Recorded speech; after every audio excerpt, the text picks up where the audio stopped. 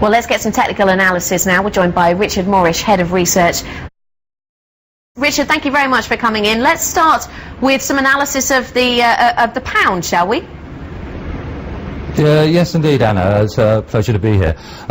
Sterling is a market that basically has a major problem. It's in a major bear market.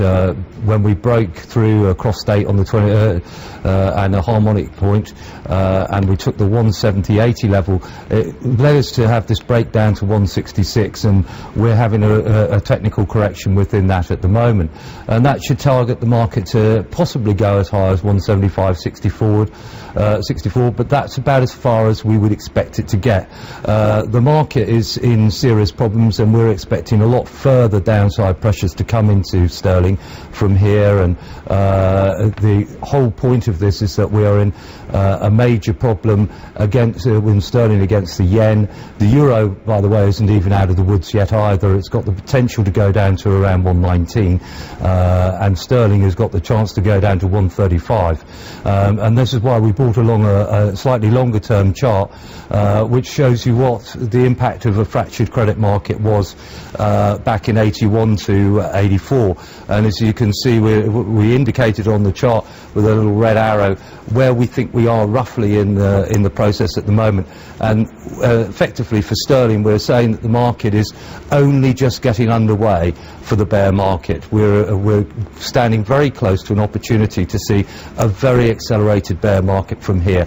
And whereas Gordon Brown has been held as a bit of a hero at the moment, he may well end up finding the fact that sterling starts collapsing on him, and that he goes from hero to zero very quickly and takes over the mantle of being the worst Chancellor come into being Prime Minister since James Callaghan in '79.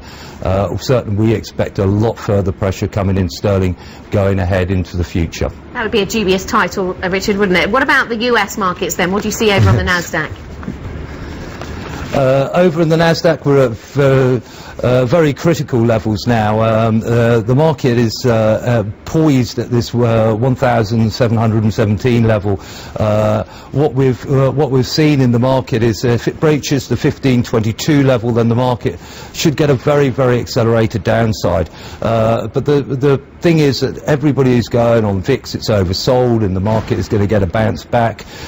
Looking at the intraday movements that we've been seeing in the market, it looks very much like everybody's got to the long side of this, and if the market is, as it's currently doing at the moment, is probably a very tight inside day today, it could signal a very major turn next week.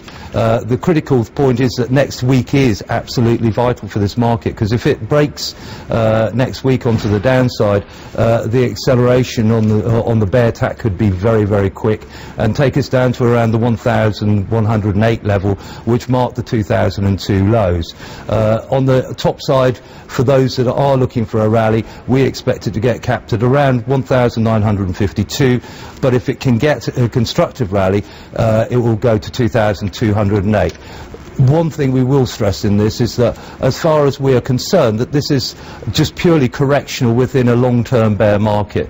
When we look at the fractured credit market, we are 2001, 2002. We're nowhere near as bad as where we are standing today in the credit markets, and as a result, equities are not pricing in anywhere near the amount of damage that can be done. Gold, of course, Richard, has been something of a safe haven play. Where do you see it heading? Yeah, again, this is a very interesting market, because what we're in at the moment, we're in a consolidation phase. It's replicating rather similar patterning to the 2005, where we had the extreme extension high and then we did the big correction back. We expect the market has got opportunity to see down to the 690 level, but at the moment we would sit there and we're waiting for a date on the 22nd of November, where if the market closed beneath 734, we would expect it to go back down again. But for us, the market looks very much like it's caught in a consolidation period until February the 22nd next year. And at that point, the market will have to make a decision. 879 or 811 is the depending independent levels for the bulls or the bears, a break above, and then we should expect an surge in the gold prices back up to 1350, 1400. If we say the downside level break, then the bears will win the day, and we'll be sitting in a very bear scenario. One of the important things to remember is that as you enter the second phase of a credit crisis, commodities, and particularly the hard commodities like gold, do tend to perform, but this could be the last chance for the gold bulls before the thing ends and we see a final termination for the bulls in the long run. Richard, thanks for joining us. Richard Morris joining us.